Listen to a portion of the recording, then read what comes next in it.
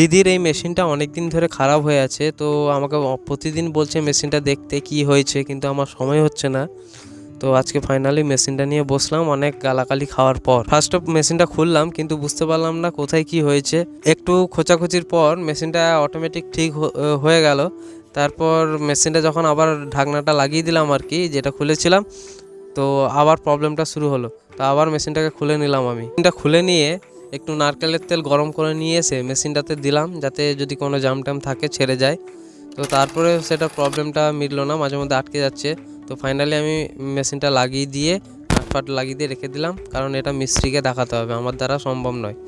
এই যে এইখানে প্রবলেমটা হচ্ছে। তারপর আমি একটু খেয়ে নিলাম, কারণ অনেকক্ষণ ধরে আমি মেশিনটা নিয়ে বসছিলাম, প্রচুর খিদে লেগেছিলো। একটু রুটি মিষ্টি আর একটু দুধ খেয়ে নিলাম।